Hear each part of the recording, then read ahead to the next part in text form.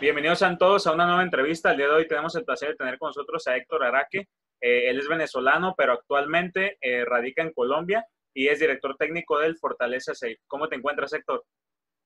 Bueno, un saludo para Fernando, para ti, Lenín, y para todos los que nos escuchan por ahí. Realmente muy bien, muy bien. Y primero que todo, agradecido con ustedes por la oportunidad y por llamarme por acá a este espacio a compartir un poco, ¿no?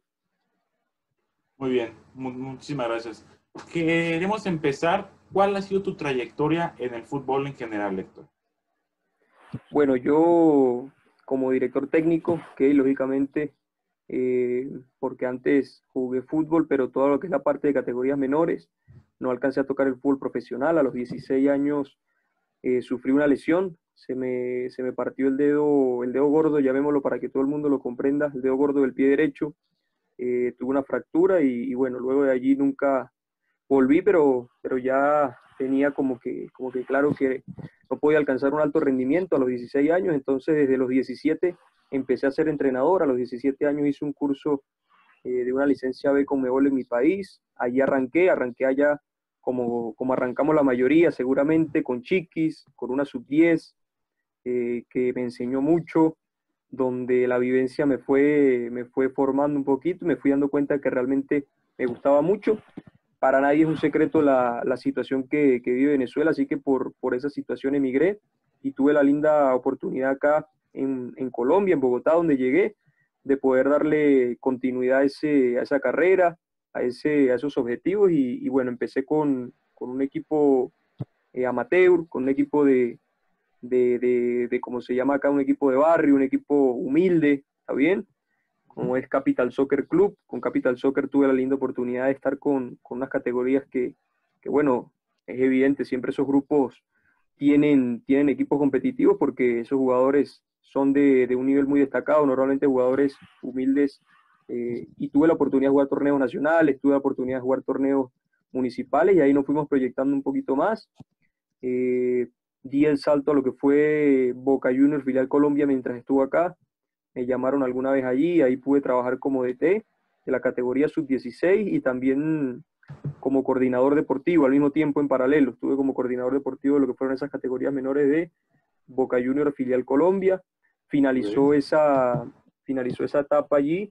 eh, Volví un segundo periodo a Capital Soccer muy bien, alcanzamos a ser subcampeones nacionales, alcanzamos a ser subcampeones acá a nivel Bogotá, y eso también un poquito nos proyectó a lo que fue poder tocar Fortaleza CIF, ¿no? Que es un club grande, un club obviamente reconocido, a pesar de que juega en la primera B, o sea, en la segunda división en el ranking. Si hay una primera A donde está de pronto Atlético Nacional, Millonarios, Santa Fe, que ustedes de pronto lo referencian más, y una primera B donde está Fortaleza CIF, pero a nivel de lo que es categorías menores, termina incluso siendo más respetado porque tiene un trabajo muy serio en las categorías menores, donde hay un departamento de scout, donde hay un departamento médico, donde hay mucha infraestructura, y eso obviamente te respalda y te permite, te da los medios para hacer un trabajo serio.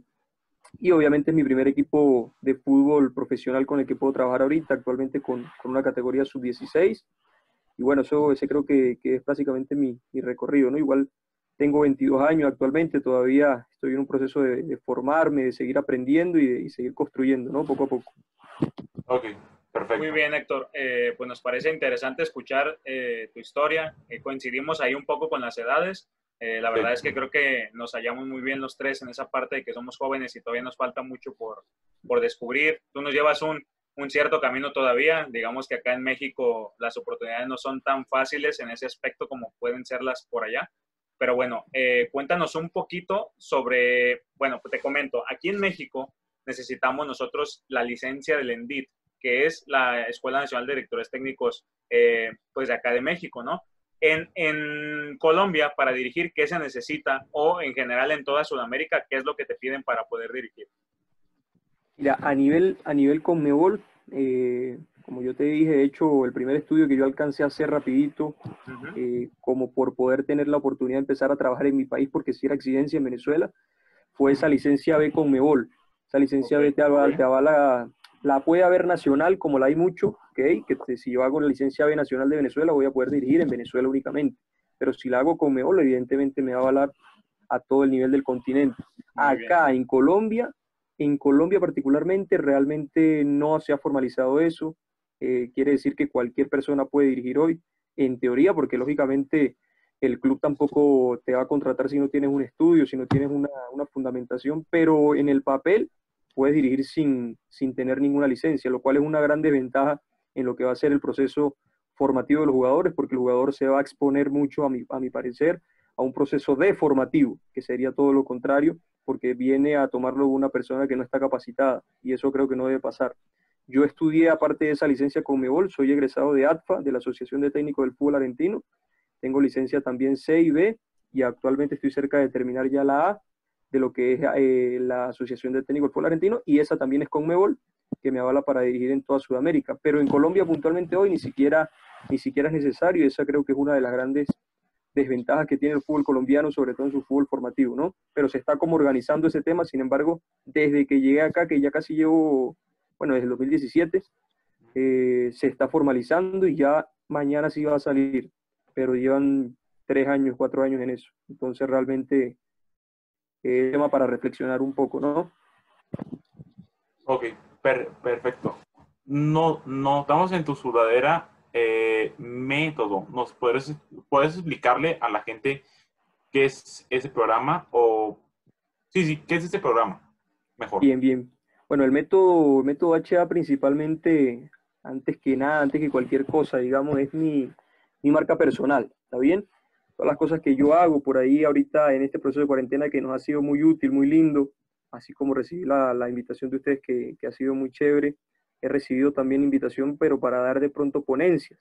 Entonces mis láminas, por ejemplo, en esas ponencias las identifico con ese logo, ¿ok? Como por darle un orden y un sentido a lo que es la marca personal más que todo. Pero luego, más allá de eso, tratando un poco de entender lo que es la necesidad hoy del fútbol sudamericano fundamentalmente.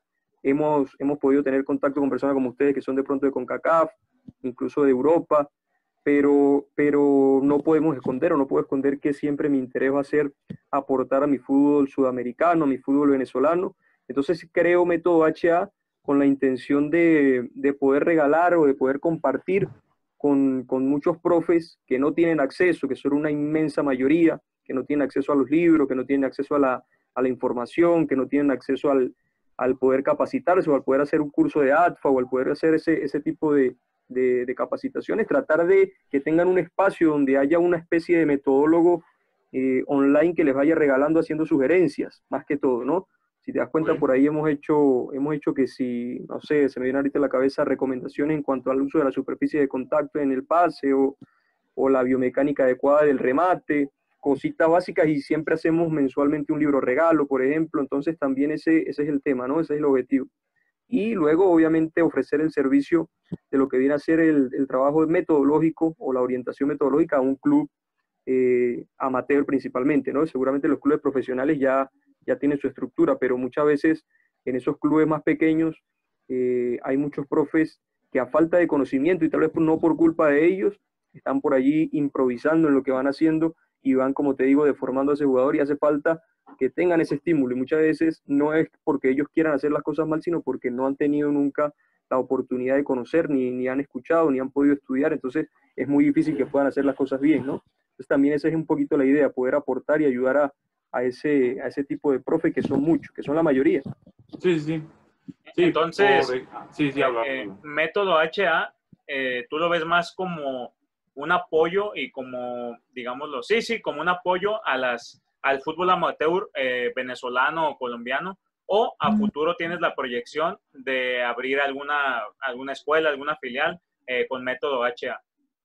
No, bueno, no, realmente, claro, el tiempo siempre va pasando y te va guiando, ¿no? Entonces hoy puedo decir que no y de pronto mañana termino haciéndolo, pero hoy no me proyecto a eso. Muy Sinceramente, hoy creo que ese no es el objetivo por el cual se fundamentó. Desde que llegué acá siempre nos han hecho junto con un compañero esa propuesta de si queremos abrir una escuela, a los chicos que les ha gustado, a los representantes que les ha gustado el entrenamiento, pero realmente nunca ha sido mi objetivo. Y porque creo que hay muchas escuelas ya, creo que hay suficientes escuelas de fútbol, pero creo que hay muy pocas escuelas para formar entrenadores. Entonces muchas veces los entrenadores vamos y estamos en la escuela de fútbol con los niños, pero seguro que podemos mejorar lo que es ese servicio que le damos al jugador, esa formación para que nuestro futbolista sea cada día mejor. Entonces estoy más pensando en eso que en otra cosa, ¿no? Muy bien. Héctor, allá en Colombia o en Venezuela o en general en toda Conmebol, si es que tiene la respuesta por ahí, ¿cómo se da el proceso de formación y cómo es que un futbolista puede llegar a jugar como profesional? Te comento, acá en México se necesita, para empezar, por lo regular estar desde una sub-13, subir a una sub-15, sub-17, sub-20 y de ahí pues probablemente se te pueda dar la oportunidad de jugar en primer equipo o jugar en Liga de Expansión, que actualmente es la segunda división en México. En Colombia, en Venezuela o en general en Conmebol, ¿cómo funciona esta parte? Bueno, actualmente, lógicamente, de lo que yo te puedo más que todo hablar es de Venezuela y de Colombia. Tengo nociones de lo que es pero principalmente por compañeros que han trabajado en otros países, pero siempre lo que uno puede expresar con mayor argumento es lo que uno ha vivenciado, ¿no? Sí, claro. Entonces, en Venezuela y en Colombia sí que, claro, hay categorías menores, el proceso siempre va a estar presente, incluso obviamente lo que viene a ser ya la evolución, ese programa que viene desarrollando Conmebol que se llama Evolución, Conmebol es evolución o evolución es Conmebol, ¿sí? Tiene esos dos eslogan macro, donde viene apoyando las diferentes disciplinas del fútbol, incluso femenino, masculino, pero muy abocado en lo que es el fútbol juvenil, donde ha creado una Copa Libertadores sub-20, donde seguramente tiene la intención de generar una Copa Libertadores sub-17, donde le exige ya a todos los clubes de fútbol profesional tener un equipo de fútbol femenino por obligatoriedad, que antes no lo había, y eso obviamente va contribuyendo a lo que es el proceso formativo, ¿no? Luego, claro, las categorías menores de los clubes, como te digo, todos los clubes de fútbol profesional las tienen. En Venezuela es obligatorio que un equipo de fútbol profesional tenga, como tú dijiste, sub-13, sub-15, sub-17, sub-20. Acá no es del todo. Acá lo que es obligatorio es el sub-20. El sub-17 en su mayoría lo tiene. Y ya el sub-15 prácticamente viene a ser opcional. Entonces, ¿dónde va a afectarnos eso? En que realmente el proceso formativo del jugador se está viendo limitado de una cantidad de años fundamentales. Porque imagínate tú una sub-15, todos sabemos la importancia que tiene, donde hay muchas etapas sensibles que se empiezan a trabajar desde allí, etcétera, y muchas veces le estamos cortando ese proceso. Sin embargo, en Colombia, el jugador, por pura naturaleza, más allá de que lo imponga la federación o no, prácticamente desde sub-6, todos los papás llevan a su niño a una escuela de fútbol, y realmente hay muchísimas escuelas de fútbol. Entonces, sí está teniendo un proceso formativo. Pero creo que lo que hace falta acá fundamentalmente es ordenarlo, darle una línea de proyección, un cómo, un para dónde, y no solamente tener las cosas allí por tenerlas, sino realmente tenerlas con un objetivo, ¿no? Pero seguramente, bueno, van avanzando. Hoy la mayoría de Sudamérica comprende que el país número uno a nivel Conmebol es Brasil, evidentemente, y luego ya viene el debate si es Colombia o es Argentina. Entonces quiere decir, eso ya es un reflejo de que Colombia ha avanzado bastante en lo que es su fútbol, ¿no? Porque antes era indiscutible que era Argentina y después incluso pensábamos en un uruguayo, ya hoy se pone a Colombia en ese ranking ahí arriba, entonces eso es un buen reflejo, ¿no? Sí, sí. Esa lo que iba mi siguiente pregunta. ¿Cuál era el fútbol más formativo en Conmebol? Y ya me la respondiste, que es Brasil, después está el debate entre Colombia o Argentina. Pero en tu conocimiento, ¿cuál crees que sea uno de esos dos? ¿Cuál crees que sea el segundo, el tercero y el cuarto? Lo que pasa es que si hablamos de pronto del fútbol, o sea, ¿cuál es el fútbol más formativo, el que más influye en ese proceso de fútbol infanto-juvenil? Ya tendríamos que pensarlo un poquito distinto, ¿no?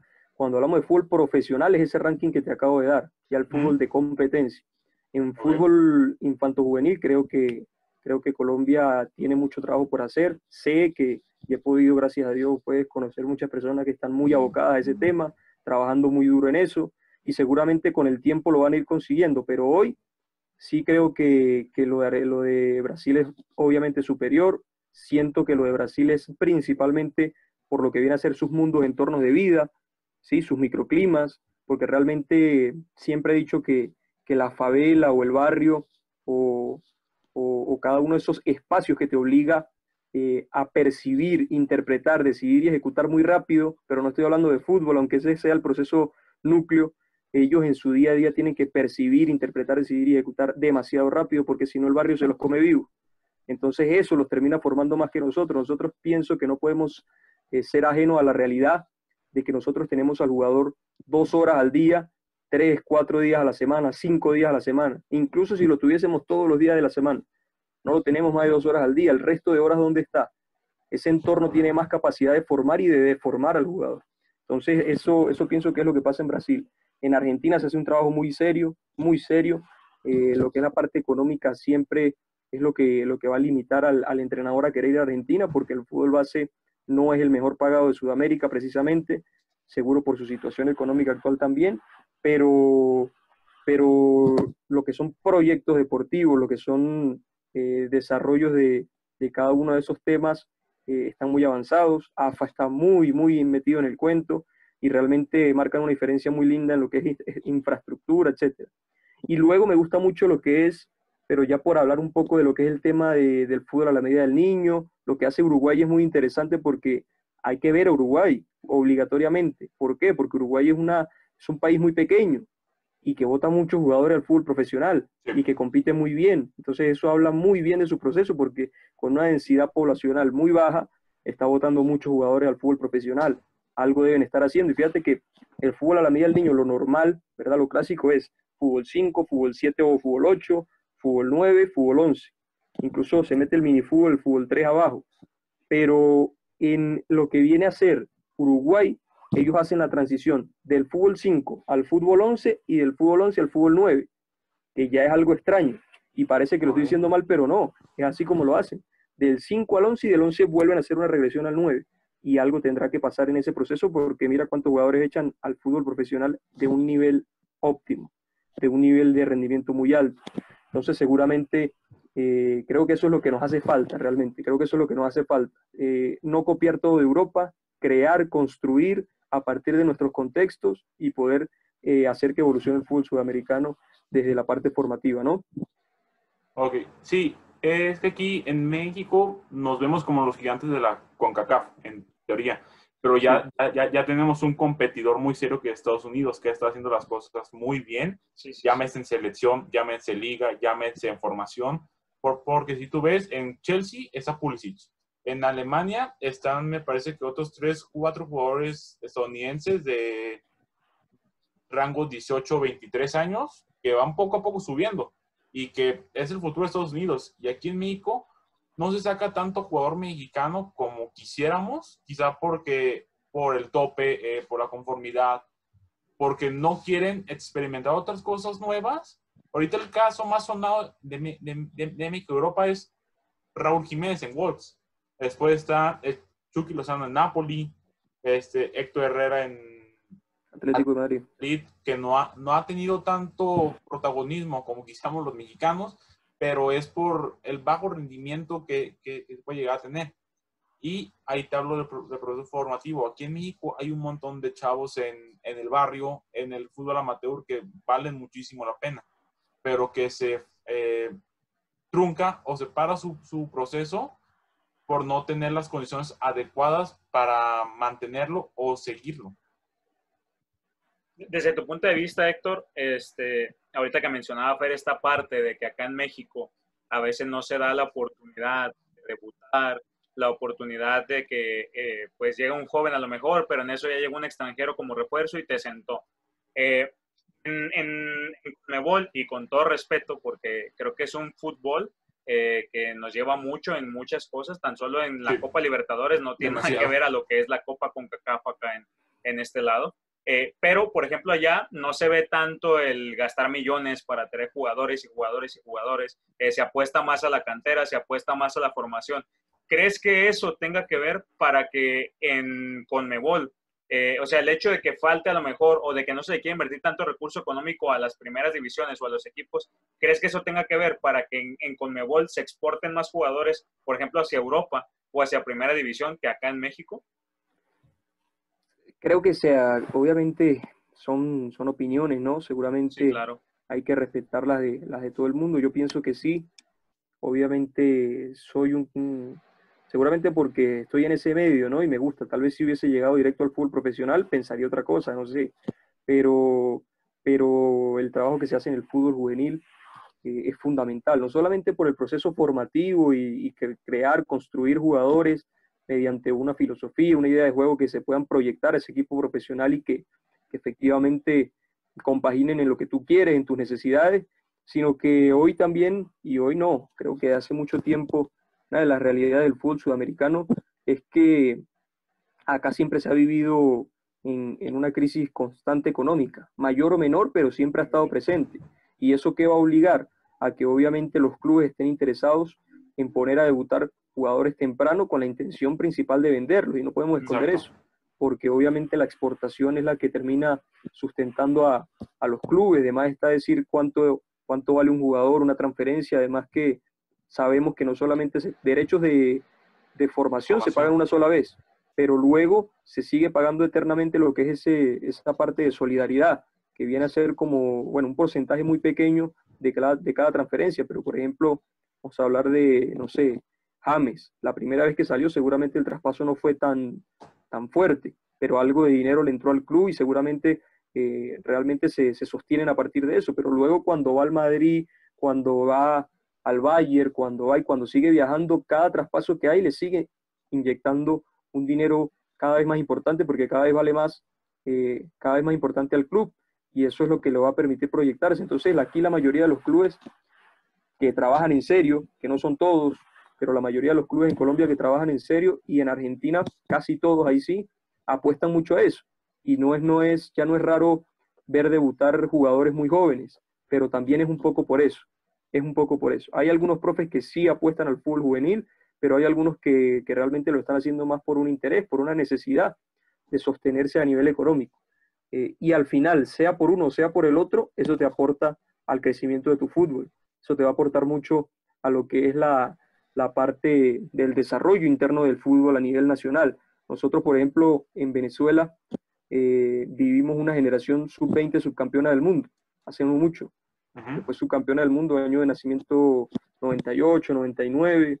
Yo soy año de nacimiento 98. Alcancé a jugar con algunos de esos jugadores que estuvieron en esa selección Venezuela y sé cómo vienen desde hace mucho tiempo gestándose ese proceso, con Rafa Dudamel que los tuvo desde sub-17, ese grupo, y lo fue llevando todos los 2 años de sub-17, sub-18, 19, sub-20, para poder alcanzar lo que es ser subcampeón del mundo, que no es cualquier cosa. Subcampeón del mundo 20 es algo muy lindo, y hoy todos esos jugadores están en el extranjero, en su mayoría. Habrán algunos pocos que no, pero en su inmensa mayoría están jugando en Europa, están jugando en esos clubes de un nivel más óptimo, y todo eso a partir del trabajo que se ha desarrollado en Venezuela para lo que es el fútbol infanto-juvenil, que lamentablemente la parte económica arropa hoy, la situación social lo arropa, pero el fútbol venezolano viene dando grandes pasos, o venía dando grandes pasos hacia lo que era ese desarrollo del fútbol infanto-juvenil, y sí creo que eso influye directamente en lo que va a ser el fútbol profesional al final,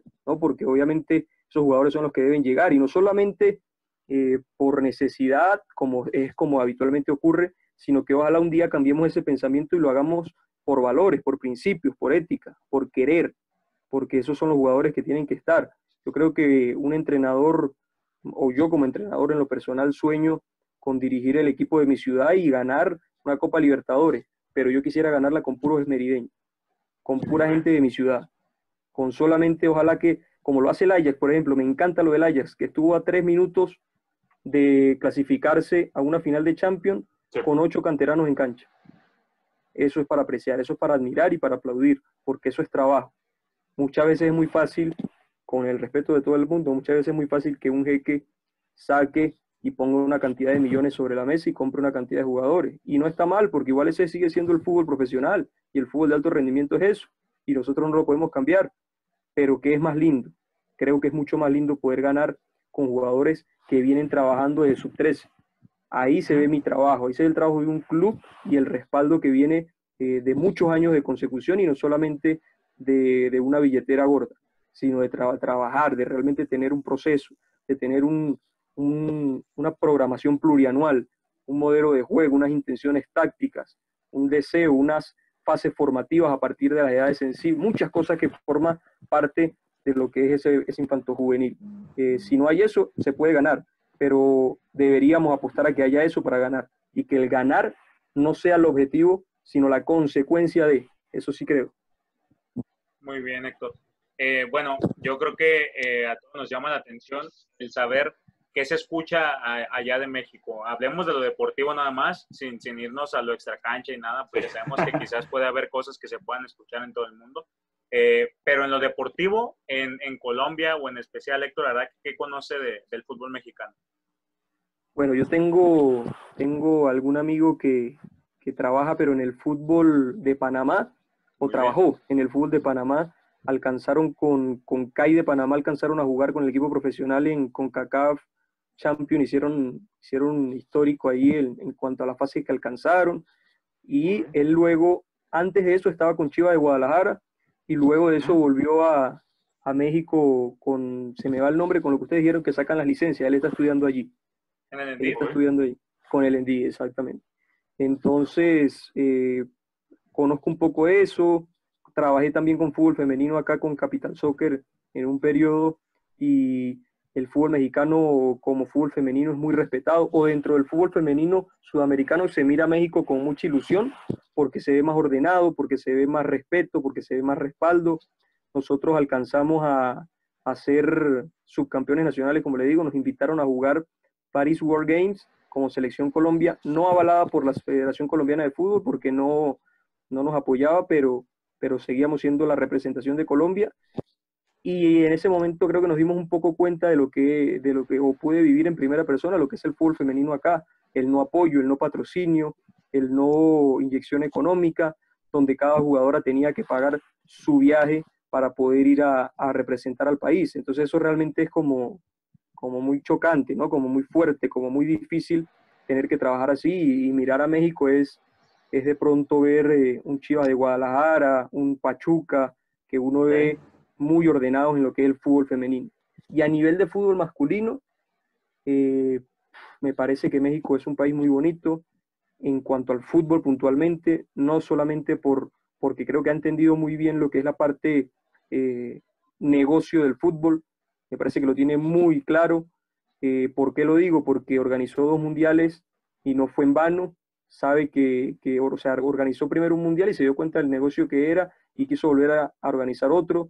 Y sabe que realmente es la mayor transnacional actualmente, ¿no? Eso no es un secreto para nadie. Entonces creo que a nivel administrativo, por lo menos, se ve muy ordenado.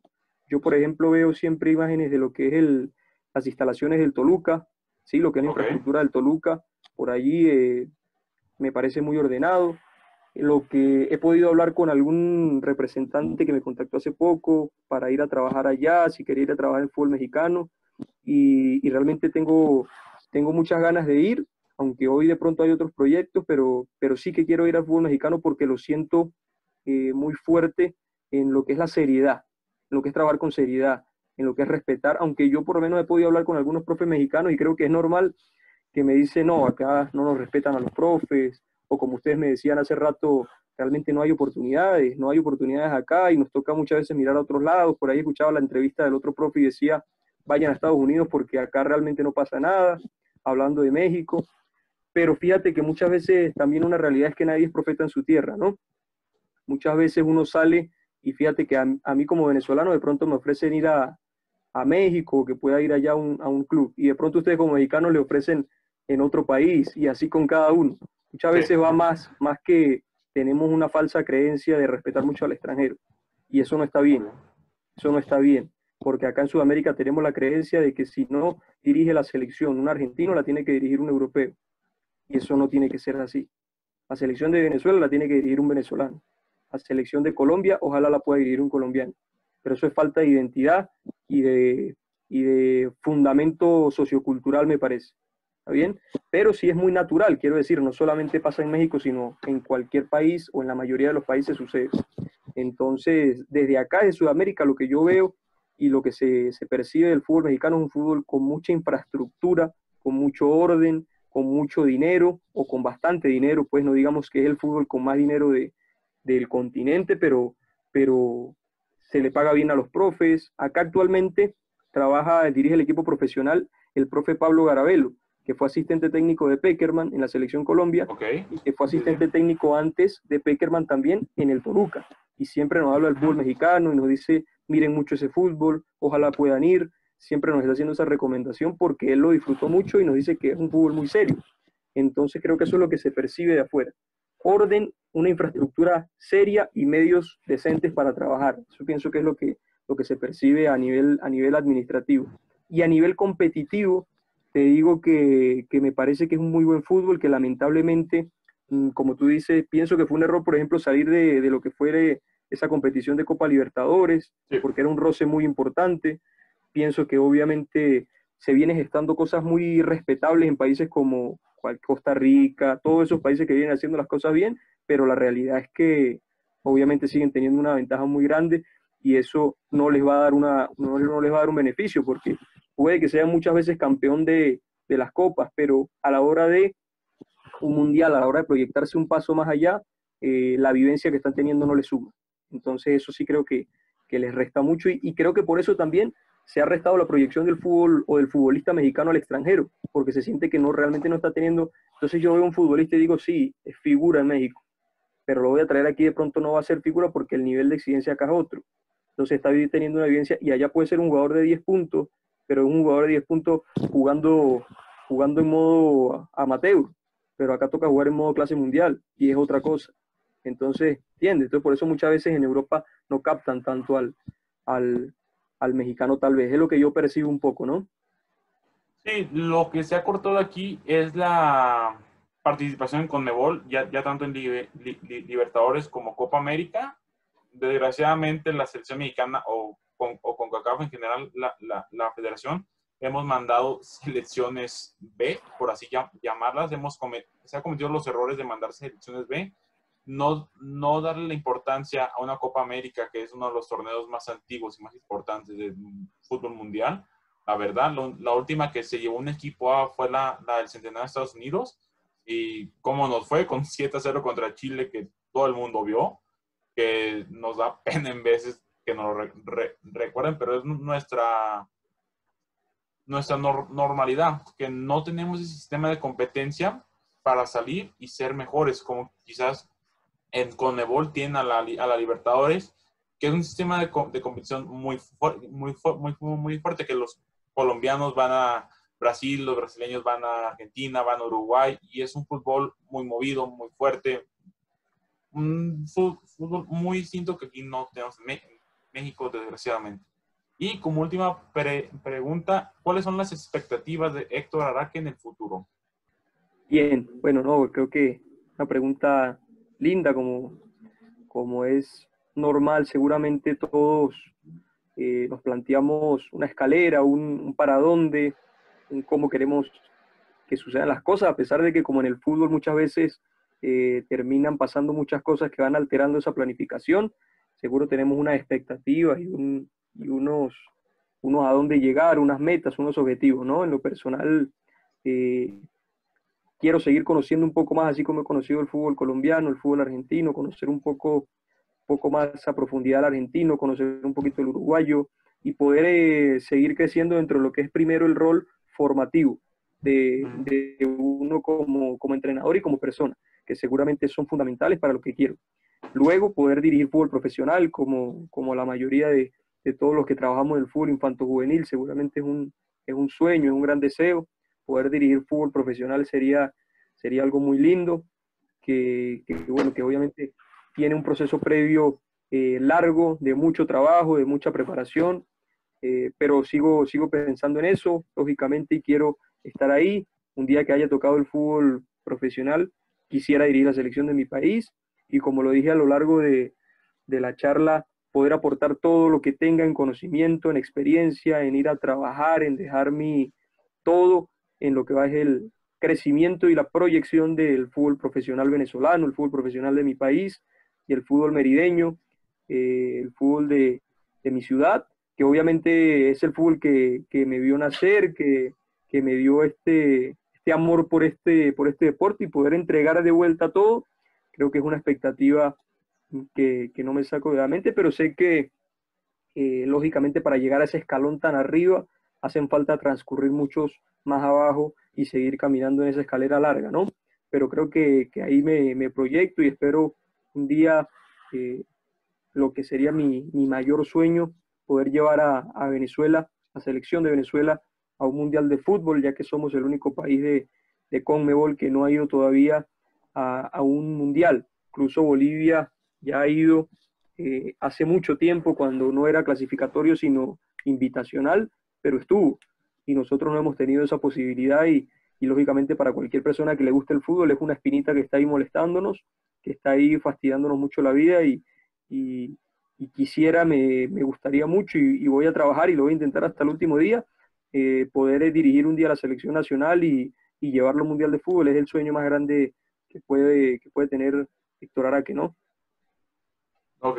Surgió una pregunta a su respuesta. Héctor Araque se ve en Europa, ¿le llama la atención ir a Europa a entrenar? No, no, me gusta Ok. mucho poder ir a estudiar allá, Ujú. porque sí creo que tenemos muchas cositas que tenemos que ir a sacarles y adaptar a nuestro fútbol. Pero luego estoy convencido de que el mejor fútbol es el sudamericano, el mexicano, incluso el centroamericano, porque tenemos mucho de lo que viene a ser prácticamente natural, de lo que viene a ser prácticamente innato. Ese fútbol de Ok. calle, ese fútbol nuestro, es el fútbol más lindo.